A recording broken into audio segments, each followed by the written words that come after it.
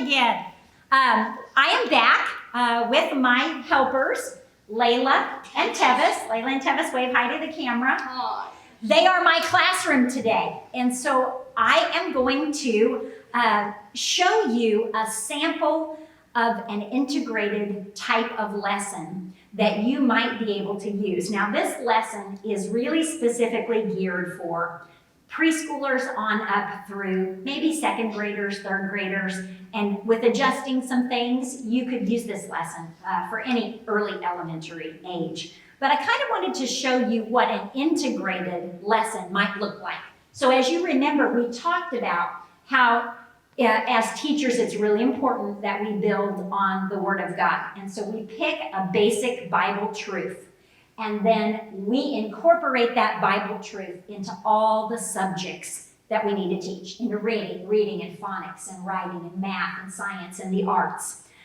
So today, the basic Bible truth that I wanted to model for you in a lesson is to show God as creator and to show God's creativity in his creation. So that's my basic biblical truth.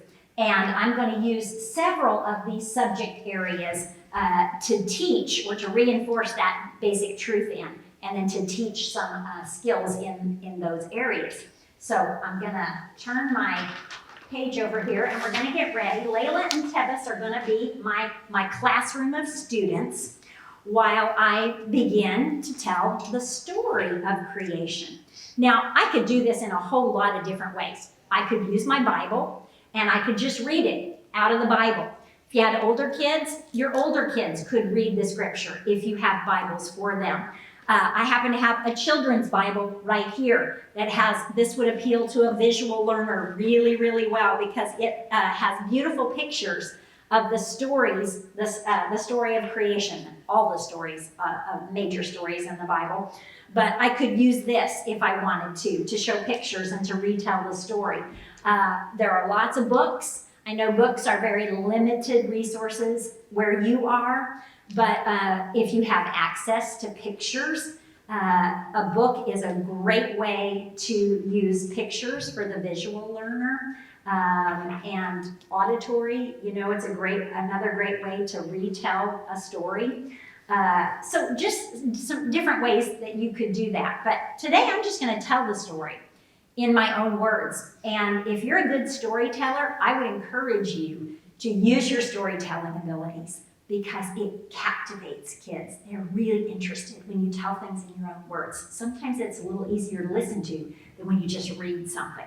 So we're going to read, or I'm going to tell Layla and Tevis today the story of creation. Now, Layla and Tevis are very, very smart. They both know the Word of God, and they know this story. So they have promised me that they're not going to spoil the story.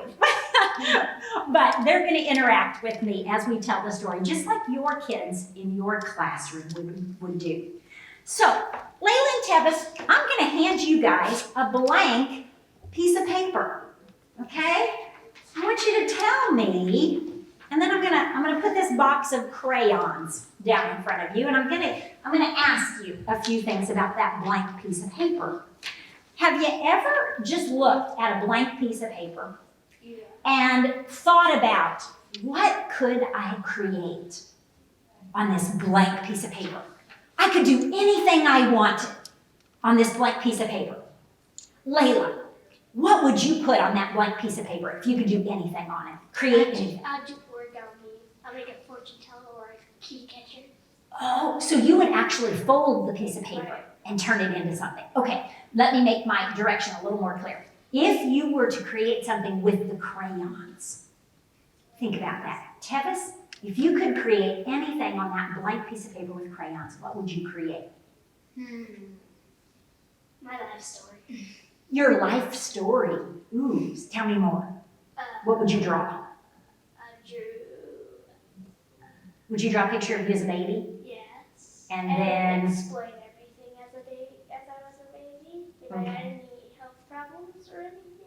Okay. So would you write a story along with your pictures? Yes. Okay. Tevis, what would you create if you could create anything? I'd probably write about write a story, a book, okay? Do you like to draw? Yeah. Would you draw pictures to go with your story? Yes. What would your story be about, you think? Mostly I'll do like my probably about like basketball. About basketball, okay? I could use. So you like basketball, Yeah. okay? So thank you for your great examples, okay? So I want you to think about this. At the very beginning of time, our world looked like this. There was nothing. It was blank. The only thing that was here at the very beginning of time was God. God was here at the very beginning when nothing existed, just like this blank piece of paper. And you know what? God is so creative. He used all his creative excitement and energy to make something out of nothing. God put secrets and things inside of you and me that are just like things that are inside of him.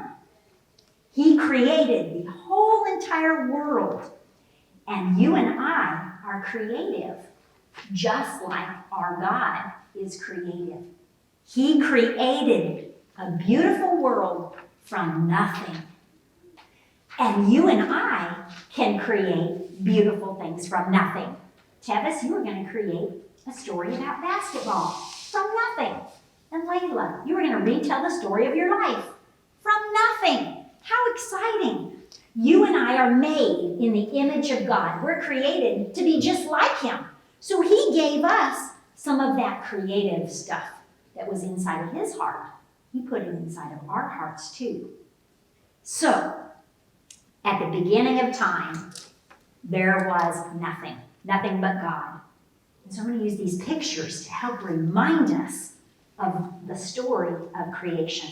There was nothing but darkness. But God had a beautiful plan to create a whole entire world. The Bible tells us in the book of Genesis that at the very beginning, God's Spirit was hovering over the waters and over the darkness. Now, hovering just means to kind of hang in the air. Hang in the air. You know how you've seen a bird? They're not flapping their wings, but they're just kind of staying in one place. Yeah, they're hovering. Or like a flying squirrel. Well, I think that God's imagination, his creativeness was alive, and his loving heart was full. Kind of like you feel when you're full of great ideas in your heart, and you're excited to draw them all out with some crayons on a brand new, fresh piece of paper. But God did not have to use crayons. You know, he is so great and so powerful that God can create simply by using words. It's amazing. When God said, "Let there be light," whoa, there was light. There had never been light before. You see, God knows everything, and he shows us what it's like, what he was like when he created the world. He created light, and I think he smiled, because the Bible tells us that when God saw the light, he saw that it was good. And he called the light day, and he called the darkness night. And that was the very first day of creation. Then, on day 2, God made the sky. Whoa. Now, I'm going to ask you a question, Layla and Tevis. Do you think he had to work really hard to make the sky? No. No! All he had to do was Say it. say it. He spoke it with his mouth. He said, "Let there be a big space," and he called it the sky. Now, can you or I ever speak out and say, "Oh, let there be chocolate chip cookies," and chocolate chip cookies appear in our hand? No. We have to make them. We have to get the flour and the sugar and the butter, and we have to work hard. Salt. Don't we? Okay. But God has the power to create something simply by speaking it out of his mouth.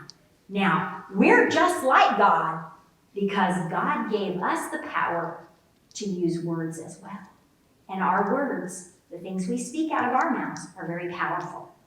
The things that we say can either help someone and build them up, or the things we say can hurt others and tear them down. So our words are powerful just like God. Remember, He created you and me to be like Him, right? Isn't that awesome? So, we're ready for day 3 of creation.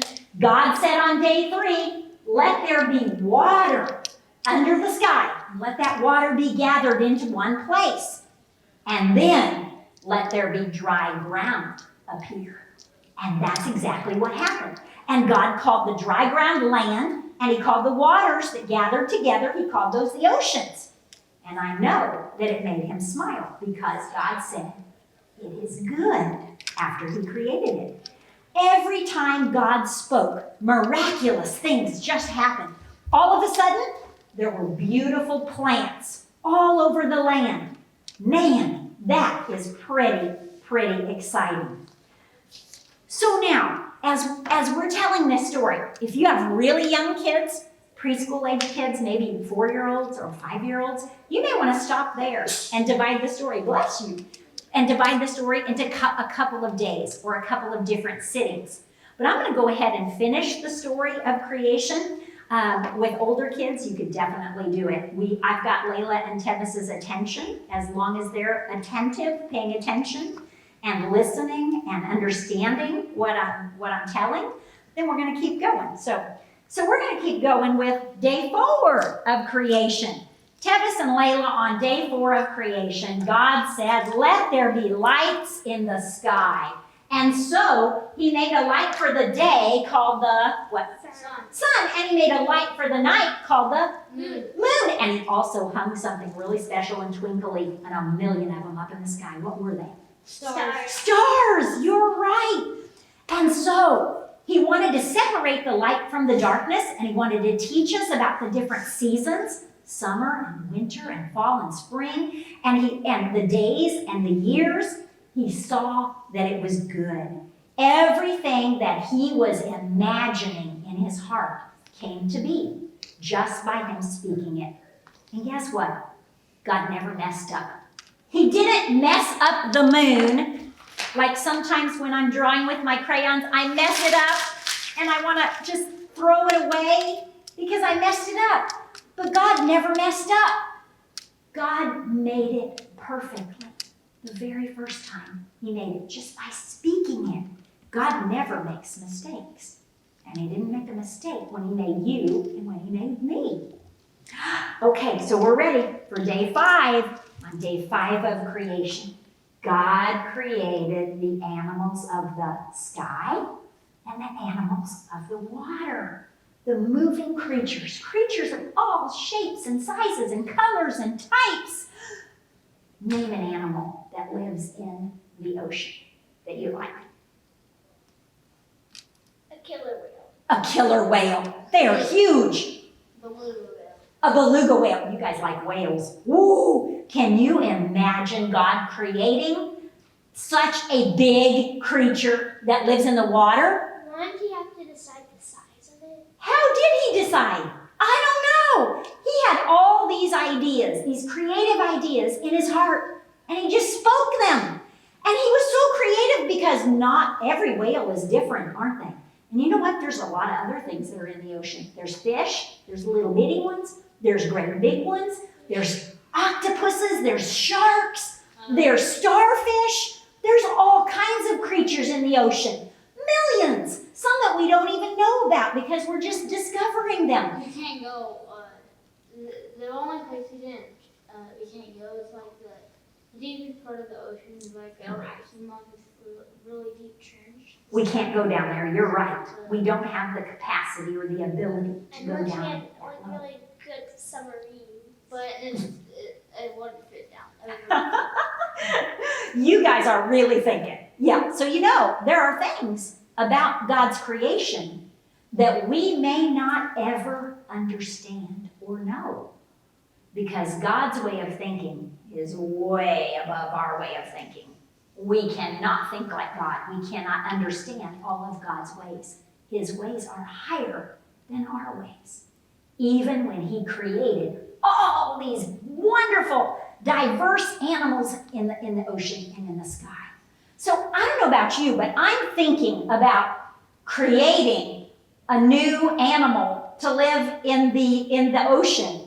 And I don't know about you, but I would have a hard time being as creative as God. But you know what? God made you and me with creative ideas just like him, because we are made in his image. And when God said, let the waters be filled with living things and let the birds fly above the earth in the sky, there they were. They appeared just by God speaking them. So then, on day 6, we get some really exciting stuff, really creative stuff. God said, let there be land animals. Let there be livestock and creatures that move on the ground and wild animals, and let there be all kinds of them. And he spoke every different kind of animal into creation. That's what happened. Every single bit of God's new world was meant to be a home for living, breathing creatures, including, who was the last creature he made? Us. He made people. He made people. He spoke all of it into existence. Things that had never been seen or thought of before. And I know he enjoyed making every one of them, because he looked at his creation at the end of the day and said, it is good. Well, after he made the animals, he created an animal that was very, very special. In fact, it was so special that he wanted a creature that would carry the breath of his own life inside. So on that 6th day, God said, let us make man in our likeness. Father, Son, and Holy Spirit. God the Father, God the Son, and God the Holy Spirit were all there at the beginning when there was nothing. And they said, let us make man. Let's make people in our image. So he created the man and the woman to be just like him. He gave them a body, our flesh and our blood. He gave them a soul. He gave them a spirit, a place where he could live inside of them and be with them. And he blessed them, and he loved them, and he taught them how to take care of everything that he had created. These creations, man, they were like pieces of God's heart.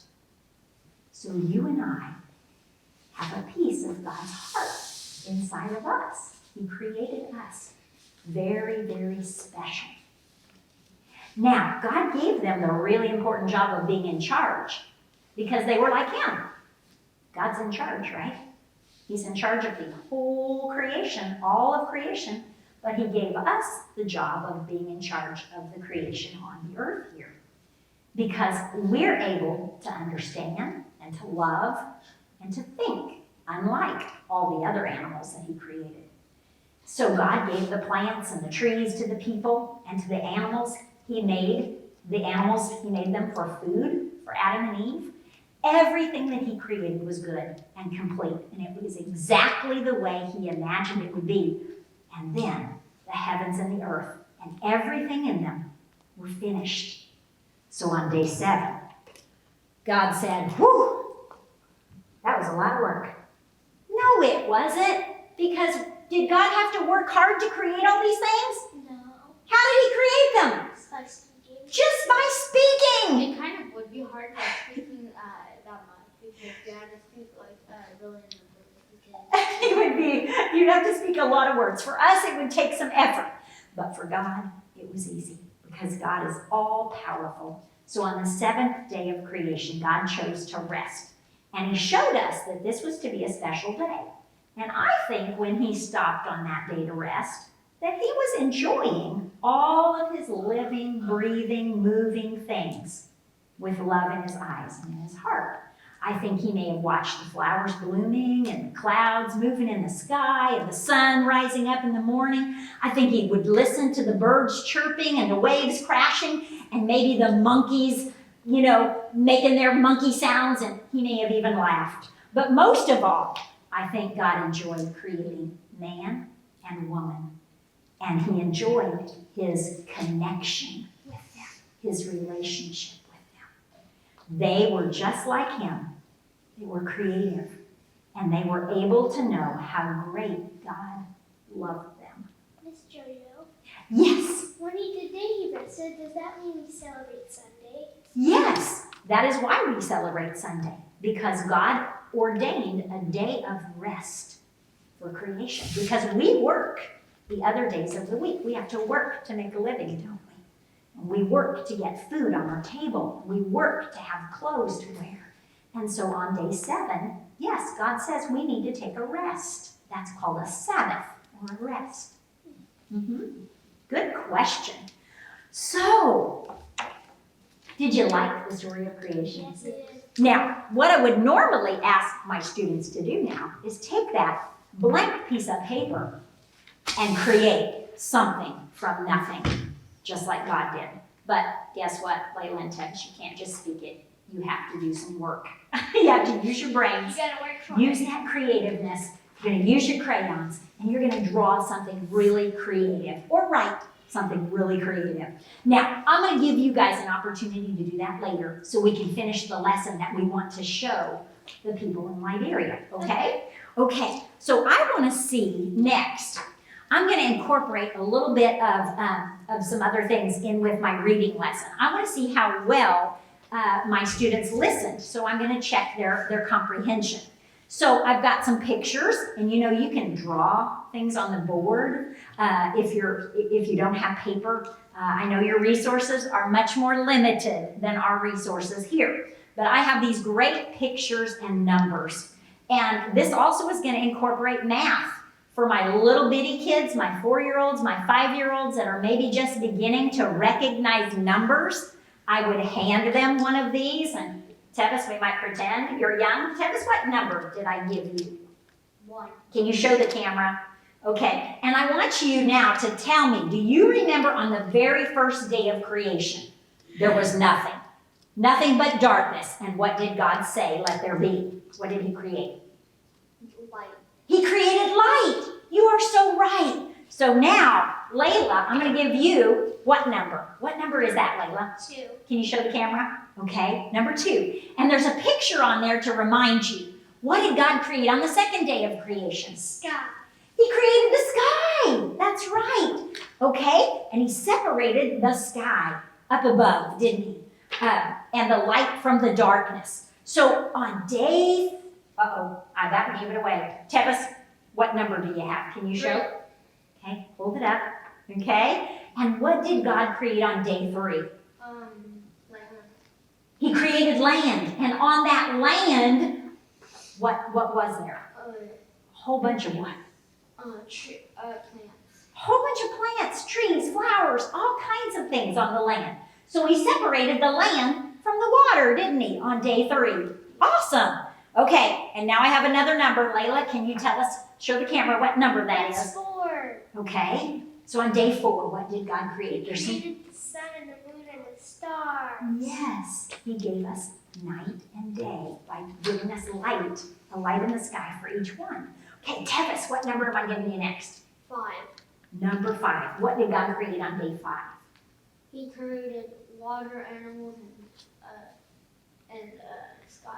Yes, and a whole bunch of them, didn't he? Okay, Layla, what number you got? I got 6. Okay, It's where God created man and land animals. all right, very good, very good. His most special creation, us. And Tevis, you get the last one. What number? 7. Can you show the camera? What did God do on day 7? He rested. He did. He rested. And every day when God created his creation, he said it was good, didn't he?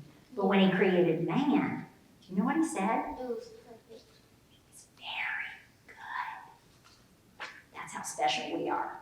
So if you were doing this with a class full of kids, you would distribute these numbers and you would give different kids one number, and you could have them come up and set these in order. You could do a math activity with the young ones. You could hand the numbers all mixed up to a child and ask them to put them in order from 1 to 7. You could build on that if you're working on up to the number 10 or up to the number 20, whatever, and you could have them practice counting.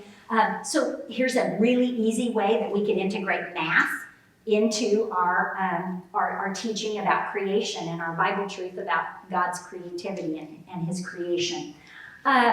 You could also, with older kids, I'm not going to do this with Layla and Tevis, but I have the story with the number and just a simple sentence about what God did on each day. On the first day, God created the heavens and the earth. And on the second day, God created the sky, and so forth. So older kids could write their own list from numbers 1 to 7 and write down one sentence about what God did, what he created on each day. So all of these activities would be activities that you could do for comprehension, that would involve math, that would involve reading. I've got another simple activity that I want to show you that would be very easy for you to do. I have some picture cards, and I'm going to hand Layla and Tevis a little stack of cards. And I'm going to have them in just a moment tell me what their picture is. Now, I know you probably don't have access to making picture cards. These are things we would have liked to have brought over to you for you to keep. But you could have students draw pictures. You could draw the pictures on the board, or you could simply name a word. And what we're going to do is, if I had younger children, we're going to focus on the letter C and the sound that the letter C makes. So, Layla, show me a picture that you have, and by me I mean show the camera a picture that you have, and tell me what you think that picture is. Sky and clouds. Okay, it is a picture of clouds, and I'll just hold that for you. Okay, so if we're going to learn about the letter C, Tevis and Layla, you're going to have to pretend like you're a lot younger. Okay. The letter C is called a scraper because you scrape your tongue on the back of your bottom teeth when you say it, and it goes like this. Can you make that sound with me? Do you feel some air coming out of your mouth? Hold your hand in front of your mouth. Do you feel that air? Yeah. Okay, and do you feel where your tongue is? Feel your tongue on the back of your teeth. It's scraping the back of your teeth. Do it again. Do you feel it scraping the back of your teeth? No. It's not up high. It's not up here in the roof of your mouth. It's down on the bottom. It's there, Tevis. I see it. Do you feel your tongue now touching your teeth down there at the bottom? Okay, it's scraping your teeth. So we call that letter a scraper. That's an easy way for us to teach different consonant sounds when we're teaching phonics. So the letter C says the K sound. So kids in my class, Layla and Tevis, clouds. Can you say that with me? And we're going to decide if it starts with the same sound as the letter C makes. Clouds. K. Clouds. Does that begin with the letter C? Yes. You hear the K sound. So that's a C word. So we would make a pile of all the C words. So I've given them some more cards, and we won't go through all of them. Hi, But there goes a fish. a frying pan, we have corn. There goes a sea. What else do we have? Crab. A crab and a cat and a nose. So we have some that start with the letter C and some that don't. So as you are teaching, you definitely could take this a step farther for spelling.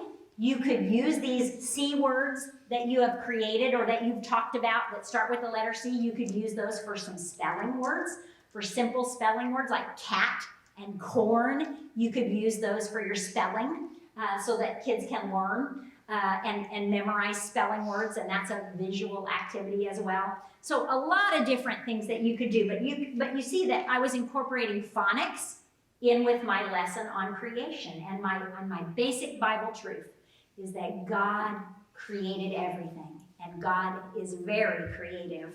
That could easily lead into another lesson about how God created you and me to be very, very special and unique.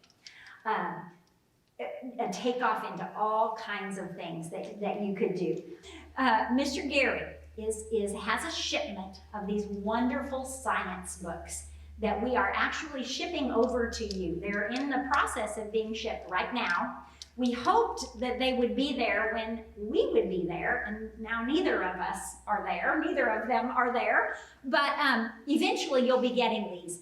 And inside, we kind of based the lessons that we wanted to do with you and your classroom, kind of like I was doing with Layla and Tevis here, but we really wanted to be doing them with you in your classroom.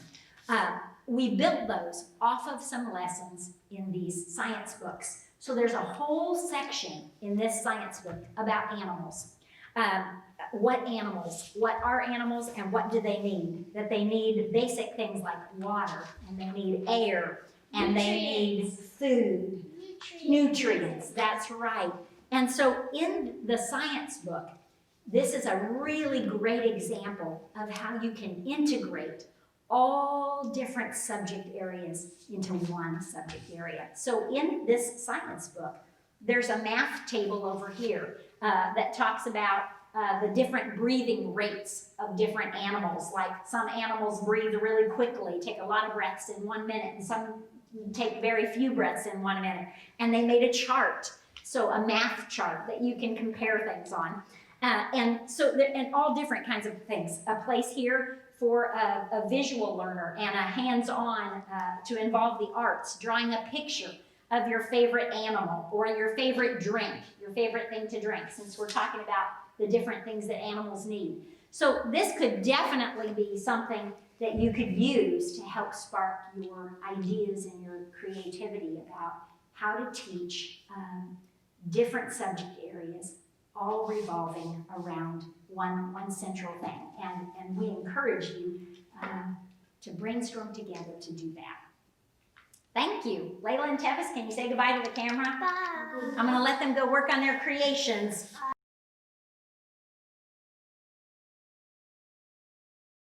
Hello, my name is Hannah Francis, and I attend Missouri State University and pursuing a degree in elementary education and middle school education with an emphasis in language arts and social studies. So I'm really excited today to tell you guys about callbacks and brain breaks. Both are very vital classroom management tools for you to use to refocus your class and to get your students an exciting, positive environment. So callbacks are just as they sound. They are for the teacher to initiate an invitation for refocus and for positivity. And then for the students to then return a call back to let the teacher know that they are ready and responsible for the information that they are getting ready to learn and ready to learn in the positive environment. The important thing with callbacks is to have a easy and quick callback for your students, especially for younger grades. So the steps for a callback is to name the callback that you're going to give to your students, and then the teacher initiation, and then the student's return.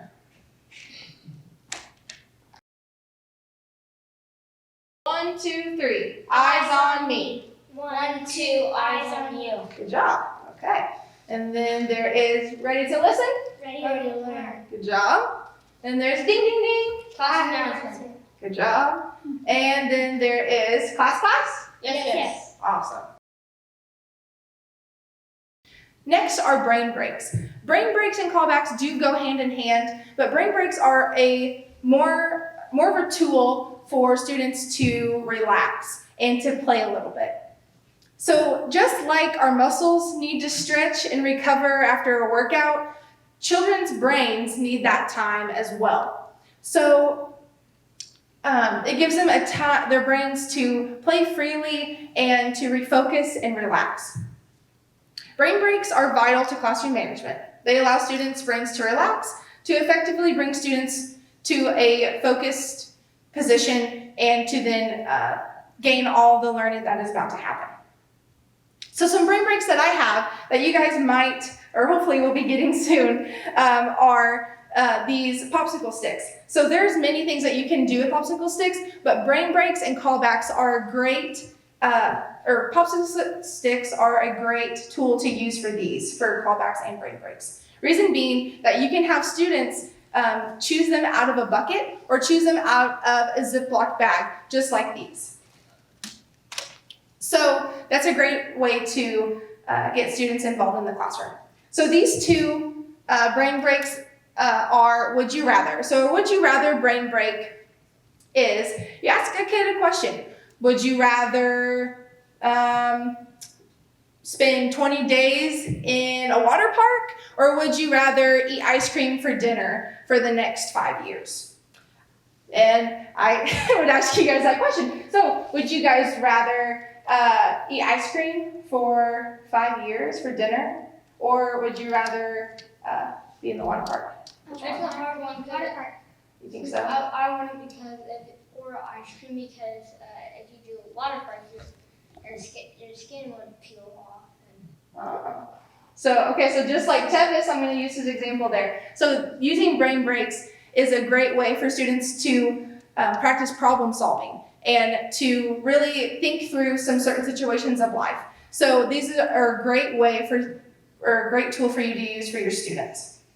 So that's more of a deeper thought brain break that I have. But an easier, more beginner brain break that you guys can use is just a simple fitness or small activity for students to use, just like 20 jumping jacks. So for time being, we're probably just going to do about 5. But then for a brain break to initiate this, then you would just mostly use this for a transitional point in your teaching. So to go on to a next subject in class. So for the brain break, we're going to do 5 instead of 20. How's that? Okay. 1, 2, 5. Okay. So these brain breaks are just for a time for kids to have fun and just to play freely and not have to think all the time because they need that relaxation and they need that time to just be kids as well. So I hope that you guys have loved these, and I hope that these callbacks and brain breaks help you have a great, positive, encouraging classroom management.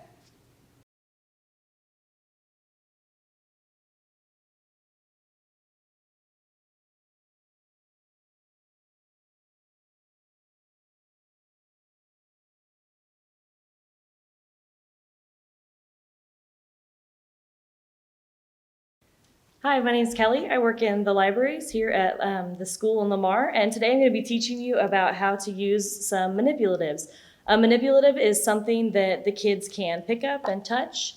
You can either learn it by reading it, by saying it, or by doing it with your hands. First, we're going to talk about math. The first one we're going to talk about is just some simple counting. We made this lovely counter card for you guys, and they can just count. If you say you want to count to 3, then go 1, 2, 3. Match the beat up with where it's at. You can also use it if you want to do math. If you want to say what is 2 plus 4, so you count 1, 2, and then plus 1, 2, 3, 4, and then you know your answer is 6. There's lots of different ways you can use that. Find out what works best for you. Let your kids move it around and mess with it. And there's just lots of different things you can do. The next one we're going to move on to is counting with doubles. And adding and subtracting. So we just used popsicle sticks and we wrote the numbers on the clothespins. So here we have 2 plus 2 is 4, but your kids can move them around. If you want a new problem, they can grab a new set of sticks and they can do 9 plus 9 is 18. If you have a whole bag of these, you can give your kids a bag and let them come up with as many problems as they can. And they can also do subtraction, so you can do 10 minus 5 is 5. We did all these in doubles, but you can also use the same things if you want, and you can do other addition or subtraction. So 7 minus 6 is 1. Or you can do 16 plus 4 equals 20. But it's theirs to use, and like I said, they're movable and they can play with them all they want, as long as they're making real math problems with them. The next thing we're going to move on to is fractions. We have a whole bag of these fractions that we're sending to you guys, and you separate them before the kids start. And so this one is 12/14 is the same as 6/7. So then you just snap them together like that. 2/7 is the same as 4/14. All right. And that's a lot with the clothespins. We used pool noodles for this next thing and we cut them up, but if you guys don't have access to those, you guys can use sticks. Break the sticks in half, just make them as close to possible as you can. And on them we wrote 1/2. You can't write on the stick, they could lay them down, you can write the number in the dirt, you can verbally tell, they can tell you what they did. So 1/2 is the same as 2. Good enough. 2 1/4. You can do, let me slide these out of the way. You can do 2 1/6 is the same as 1/3. And so they measure up equally. So if you don't have these, if you have anything else that you can use in place of these, you just find something that'll work and then let the kids have fun with them, making their own. And plus it just, instead of just reading numbers, it gives them a visual to see, because I'm terrible at math, but when I have two things that equal the same height, I understand that 2 1/6 is the same as 1/3. Here we go, part 2. We're gonna be working with reading and phonics. One of the first things that we have for you is we have written, all the letters on popsicle sticks. One uppercase and one lowercase, and your kids can mix them all up and draw out a letter. So we got a Y, so then they need to go through and find the other Y. So if it's not that, they'll push it to the side, and if they match it, they can. This game is fun because you can play with all your kids or they can play individually. They can sit there and they can line them up and match their letters like K, or if you want, they can, and everybody gets a letter and you've got to go around and find the person who has your matching letter. So if you've got the little Y, you got to go find somebody with the big Y. It can be kind of a fun, quick game to play, or something individually, or they can work together as groups, or they can sort out your capital letters from your lowercase letters. The next thing we have are just sight words. You can use these a lot of different ways. You can just hold them up and have the kids say what the word is. So the first word is may, what, people, and over. Okay? Or you can take them and you can hold them this way and say, can you spell the word may for me? And then they would sound it out, N-A-Y. Yes, you're correct, or no, you're not, and talk about, what is correct or incorrect. But these sight words can be used lots of different ways. You just got to find out how you want. Your words can be as simple if you have little kids or as difficult as they need to be if you've got older kids. One of the next ones we have, we're back to our lovely popsicle sticks. These are our favorite things in the world to use. You are going to be using rhyming words. So the kids will draw a word out, and the first word we got is mop. So then they have to think of a word that will rhyme with it. So mop, hop. Hop rhymes with that, so I get to keep my stick. If they come up with a word that maybe rhymes with it, but it isn't a real word, that's a kaboom, and then they'd have to put that one back, and somebody else could try. You can play to see who gets the most sticks. You can just play to see if you can come up with a rhyming word for a game, like sane, or you can hang on to one and go through the whole alphabet and see how many words would rhyme with this one. If you don't have popsicle sticks, those sight words you used, find the ones that rhyme, because you can go back to may, and what rhymes with may? Say. You can do it that way, lots of different ways. Another game we have, it's all put together, it's all about the short A words. There's a whole bunch more cards than this, but you hand out one card to each kid, and it says, I have tag. So their word is tag, and then it says, who has cap? And you'd have all the kids look at their card, and whoever has I have cap at the beginning of theirs would say, I have cap. Who has man? And then everyone would look on their cards, and whoever has man would say, I have man. Who has rat? And eventually it'll go around the room and you can keep going, rat to map, and map is I have map, and map is the end, okay? So you can kind of play that around. You don't have to put an end on it if you want to make enough that it'll circle all the way through. So once you make it around, you can, or you can keep going or shuffle the cards out. The next one that we have, we use the lovely pool noodles again, and we're going to use words that have the same first and last consonant. So I've chosen B and T. So you take and you can put in the letter A. So your first word is bat. And then put in your E, bet. I, go through your vowels. Bit, O, bot, and U, but. So you can go through lots of these. You can use different starting letters or consonants and different ending ones, just you want to make sure hopefully that they are going to be words, but if anything, it just gets them used to reading the vowels in between.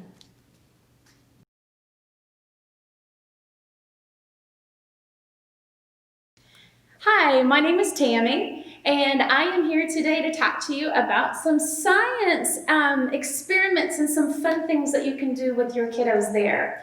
I am a public school teacher, and I am currently teaching 3rd grade. I have taught preschool, I have taught kindergarten, and I have taught 6th grade. So I have a vast amount of experience from this end to that end.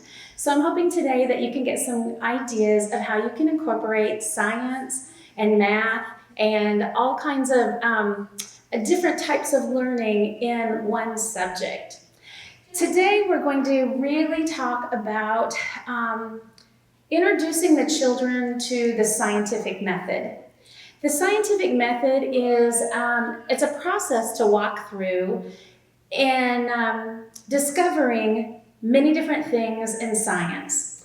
I know that Miss JoJo has said you're going to get science books, and I know that this method will be in that book, and you can utilize this method in large group setting, small group setting, or individually, where the teacher is presenting something at a table, and you can just have a discussion with this process. So it is very versatile. So we're just going to kick off, and I'm going to go into explaining each process. And today our lesson is going to be basically talking about flight. And we're going to be experimenting with some airplanes and some different ways that we can learn through experiments the different ways that they can fly farther, they can fly faster, those types of things. So we're going to kick off. Our first part of the scientific method is you have to write a testable question. Now, on that testable question, you have to be careful how you write that question. You cannot write a yes or no question. You cannot say, will my airplane fly? Yes or no. That does not have the children learn anything. So you have to word the question so that you have to explain something to answer that question. So if you are creating the question for a whole class, then you will present that question and there won't be any problem. But when you get to 6, 7, 8, 9th grade, those children should be developing their own question to whatever your topic is. So the very first thing that you want to really look at is, are these questions that need investigation to be answered? So that's just very, very key in that. Before you get to the question, I should have said this, you need to set your groundwork. Meaning, if we're going to talk about airplanes, so maybe you need to find out from your children, what do they already know? What do they not know? What do they already have questions about? That's just going to take on some group discussion time. Maybe if you are at the 3rd, 4th grade level, they have not had very many life experiences to really know much about an airplane. But if you are up in the 9th grade, you have more life experiences where there are some, I'm sure, that have had some experience or some exposure to airplanes. So depending on the grade level you're at, take them where they're at with their base knowledge and build. So maybe part of that building block is learning about some vocabulary. These are just simple cards. You can put it up on the board. Discuss what types of words are there that go along with our lesson in learning about our airplanes. And when you do that vocabulary, you need to use that as much as you possibly can in your presentation to those children.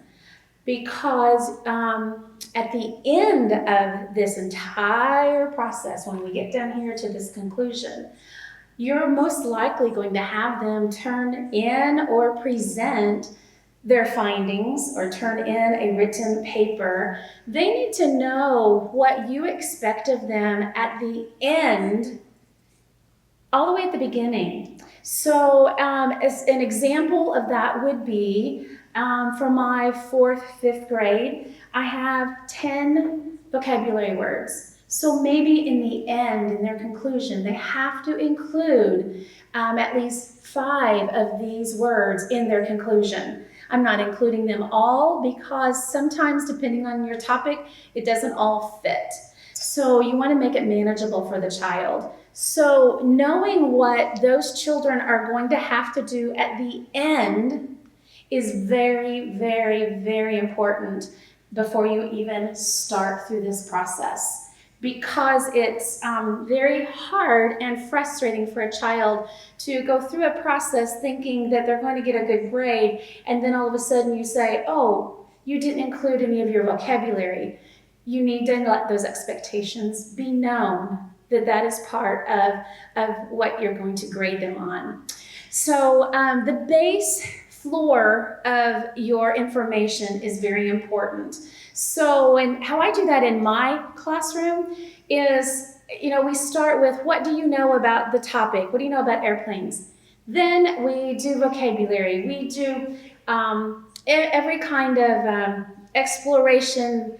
In our cases, we are very fortunate. We watch a video or we get some more books out and talk about the airplanes, and we do a whole day of just lessons on that. And we might end that lesson with our testable question. And then we would come back the next day or the next week, wherever you are, and start in on this process. Now, this process can take as long as you want it to be. This process can also be as short as you want it to be. So if you want to do a day on each one of these steps, that is totally doable. If you want to do one day, and then do all this in a day, that's totally doable. You would set it up based on your topic. Some topics are very user-friendly with this process and can take days on each one of them. Others, it is just a simple discussion of the group. And I am doing the experiment here. We're talking through the points, and then it's done. So I don't want you to think that every time you do this scientific method, it looks the same every time. It could vary from setting to setting. So we have our groundwork, and we are already done with our testable question. Let's see. So if my testable question is, how can I make my paper airplane fly the farthest? So with that being said, to set my classroom up, my children will be working with another child. You could do this small group, just in pairs or individually, if that's how you need to do it in your group. And they are going to have a competition to see who can make their airplane fly the farthest. So that is what I am setting up as the whole class goal in this particular case. So let's say we just ended with that. Our goal is, I want to see how I can get my airplane to go the farthest. And then we're going to write a hypothesis. Hypothesis just means an educated guess of what's going to happen. It is okay if the hypothesis is wrong in the end, and it is okay if the hypothesis is correct in the end. It really doesn't matter at this point in time. You have to have a goal of what you're reaching for, and then what do you think will happen? We want them to truly use their minds and really apply what they already know and try their hardest to come up with what they truly think will happen. And their faces get real excited when they've done all their research and it really is true, and that's super exciting. And then sometimes they do all their research and they find out, well, that wasn't what I thought was going to be, but it's okay. They did the investigation and they learned through that process as well. So whenever you have your hypothesis written, it is really good if you write, if blank, then blank. Meaning, if my wings on my airplane are flat, then I think my airplane will go the farthest. If my wings are sticking up, my airplane will go the farthest. Or maybe it's if I throw my airplane hard, it will go farther. If I throw my airplane soft, it will go farther. So it's if blank, then blank. That's what I think is going to happen. You can put in many different variables in that. So we have our question. We have what we think, the best guess of what's going to happen. Then we get to do the experiment to test out what we're going to see happens. Now, in the experiment, you're going to need to ask your students, what do you think we could use to test this out? And the reason I'm asking you to do that is because teachers, including me, think that we need to tell our students everything that they need to know. In actuality, they need to discover it on their own to retain it more than me just sitting here telling you like I am doing right now in this video, and I'm sorry about that. But anyway, it is what it is. So, based on their prior knowledge, based on the research that you have done to set up your building blocks at the basics of it, what are we going to need? Well, they're going to say they need paper because they need to make an airplane. True, and you've already figured that one out. But maybe there are some things that they haven't thought about, and so your role as the teacher is to get them thinking in that way, not just telling them you need to add weight. Don't just tell them you need to cut this off or you need to fold this different. That is you still telling them and they just doing. So please, it's really hard sometimes for us teachers when we get in the teacher mode to just go and do, but we need to really be careful in that as we're teaching. So gather your supplies. Now sometimes that's a lesson in itself, and then you have to take a break, come back the next day, and have the supplies that the children have asked for. In our lesson today, which would be very easy for paper airplanes, you could just get different types of paper, copy paper, a stiffer paper, a lighter paper, like a newsprint. Those are some different things you can do there. Some weights. We're going to use basic paper clips for weights.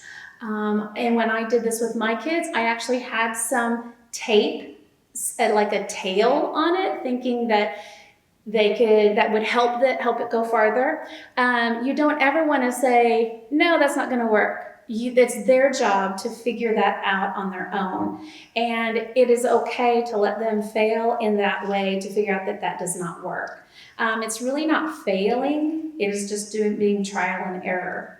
And I tell all my kids all the time too, it's okay if it doesn't work, because that's just one more piece of information that you know to put together at the end. And that's very important for them to know that. So we're going to use just paper clips and paper. Then you also, when you get to this point of doing the experiment, you are going to discuss location. We're talking about paper airplanes, so are you going to do them inside? Outside would have different variables, the wind speed. Is it going to be is part of do you want your airplane to do loop-de-loops? Do you want it to go straight? You need to discuss all of those things as you go into your experiment. And again, know the expectations of what is expected at the end. And that's going to help them a tremendous amount. So now we are doing the experiment. You have gathered all of your things, and the children are bustling around in the room, and they're so excited because they're going to get their hands on it. No more sitting in the seat, no more writing on paper. Here we go. Now, this part of the collecting and recording data, this is where math comes in a lot, and it can be in many different varied ways. I'm going to show you a couple of different ways in this. Obviously, you're going to come in with your critical thinking skills as they're trying to problem solve. You're going to come in with communication skills, which is very important. If they're working with that partner, they're going to have to talk to one another to discover what worked and why that didn't work, bounce ideas off of each other. So we're critical thinking, we're speaking, and then we are we'll be using math, and we will be using writing because we have to record our data. And so you're going to be using all of those wrapped up into one project. So we are in our experiment, and I did not go through the whole process of where your children would be making paper airplanes. If you have children that have never made a paper airplane, on that part, you might have to actually show them a basic paper airplane, how to fold a paper airplane. I don't know the experiences that your children have. In third grade, I had, out of 17 children, I only had 2 that did not know how to make a paper airplane. And so my level of knowledge was already right up there. So I took those 2 that needed help. We built a basic airplane that looked something like this. And then I let them go back and try to make it their own. And so that is how I had to teach and tell them kind of basically how to do it, but then that's how it became their own as they went back and joined in the rest of the class. Now, whenever we started doing our experiment and collecting the data, I gave them a very basic form. This one is a filled in one about measurement on measuring how far their airplane went. So they had created their airplane and they have partners. So they start at the same, like a line in the sand basically, and they throw their airplane. And their partner then would go stand where their airplane landed, and measurement is where it comes into play. You might not have a ruler, or you might not have a yardstick. If you do, fabulous and wonderful. But we all have feet on the ends of our bodies. So you can use that foot to measure. If you're going to compare data from person to person, I would totally suggest using the same foot so your measurements are the same. If you find a stick, it is so many sticks long. If you use, in early years, I've used blocks, and you can measure out blocks. And so it's not necessarily that it has to be measured by so many feet. It's just that the measurement is consistent and the same. So, but then when you get to the upper grades, you can, hopefully you would have maybe a ruler or something that you could go into inches, into yards, into feet, and those kinds of things. So you've measured that, and then your partner obviously throws the airplane, and you can see who's went the farthest. Well, some of them go right down there. So then on a separate piece of paper, they would have to record what they did on their first try, and what worked and what didn't work. They need to include in that information all the variables. Were they outside? Did the wind have something to do with it? Were they in a hallway? Were they in your classroom and all of a sudden a fan, the door opened and the wind blew? Or they need to include those variables in their data collection, because that is all part of the end project. So when they get all their data, whether it's measurement or whether you're doing loop-de-loops in the air to see how many loops you can get, You can take that into graphs. Older students can graph bar graphs and graph their data. They can put that into a table of some sort, bringing in more of those math components. So you can go into that as deep as you want to, as far as graphing your data. But then I have all of my children go through at least 3 trials. One plane, like an example, here's a plane airplane. If I just fly it, how far will it go? How can I change this to make it different? If I add weight to my airplane at the nose and I try to fly it, does it help? Or if I take that off and add weight to the wings, is that something that's going to change it? As you can see, I am just coming up with different ways to change a variable and then try it again. Again, recording each time that you're doing it. In my classroom, we also did a glider. So we had half of my kids doing gliders and half of my kids doing airplanes.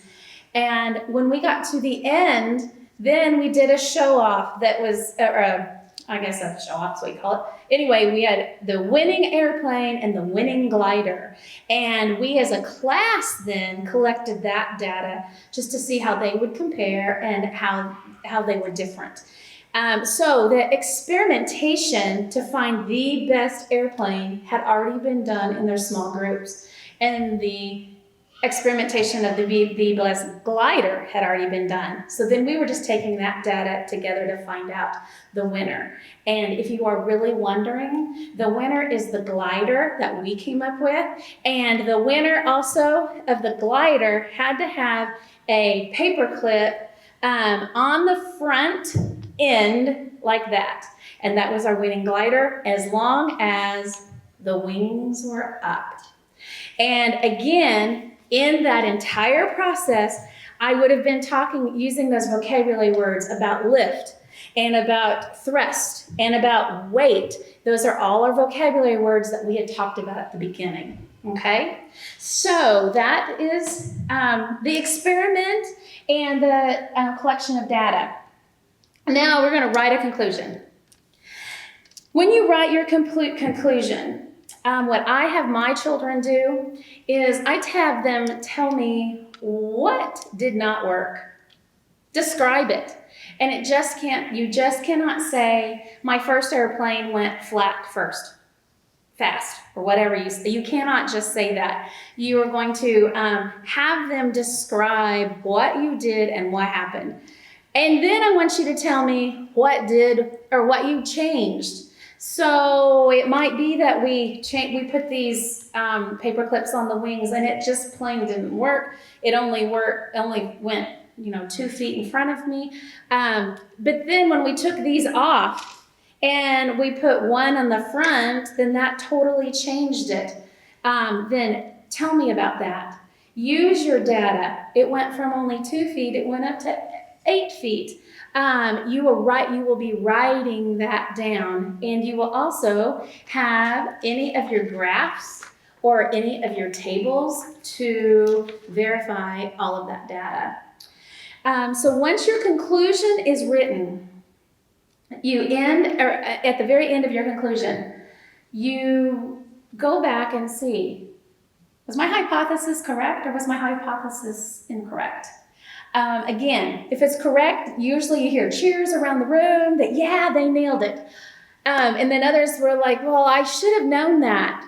But they didn't know all that information before they started. And so that's the process. So they have to include at the end whether their hypothesis of flying with flat wings went the farthest, if that was true or if that was not true. And in that conclusion, they have already written down why or why not that was that way.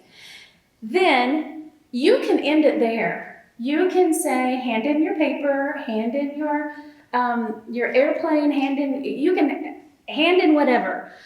Or I have lots of times, I'll have my teams come up and do presentations together. And they will show us what they tried and how it didn't work. I don't necessarily, during the presentation, have them fly their airplanes. We've already had time to do that. So this is just a time for them just to verbally use those verbal skills. It gets them in front of their peers, which is nervous. People get nervous. It helps work on that public speaking. So that's just another way that you can draw that to a closure. So at the end of this lesson, you have, again, utilized critical thinking skills. You have utilized verbal skills, communication with one another. If you're presenting at the end, it's presenting information to others in an understandable way. You have used math skills.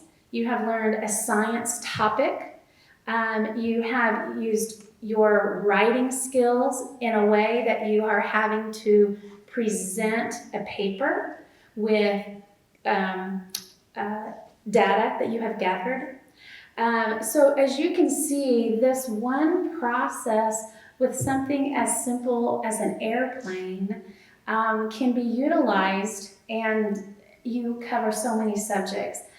And better than that, your children have had fun. If they weren't just sitting watching me talk about force and gravity and flight and drag, I can talk all day, and trust me, I really can, but that is not fun. So anything that you can do to get those children up and moving and into that learning. So then when it comes to grading, I do not know what you all have to do as far as that, but here in the U.S., a lot comes down to grading. And I never grade on how beautiful the airplane looks. That's not the point. So like I said at the beginning, before you start this process, you want to let your children know what your expectations are of them as they finish the project. So I had already said one of my expectations was in the written report, they needed to include at least 5 vocabulary words within the report, using them correctly. I'm not asking them to give me 5 definitions of those words. No, they have to apply those words. And so I'm grading them, okay, did they do that? Did they do all the trials they were supposed to do? Did they record their data like they were supposed to do? Did they do the measurements that they were supposed to do? And it doesn't matter if someone's airplane went 2 feet, 1 foot, 3 foot, it doesn't matter the distance. Did they do the process? And so when it comes down to it, you could have somebody that had a testable question and a hypothesis that they didn't get it. Their airplane looked terrible. But their data looked amazing, and they answered the questions. Their hypothesis, they came back and they figured out why their hypothesis wasn't correct at the beginning. Then you have an outstanding student right there if they're learning all of those things. So as far as grading wise on this, that's what I would look at. Some of the times, if you do this process and it's just a demonstration, there isn't a grade. It's just an experience that they get to put back in their head to build on the next time that they do have an activity to do. So I hope that this has helped you see how you can integrate a lot of different subjects and very important areas such as communication into your lessons in the upper grades. And most of all, just have fun and just remember to let those children be the ones that are asking those critical questions, and then you encourage them to find those answers on their own and just don't tell them their answers. The way that I do that the best is asking them open-ended questions.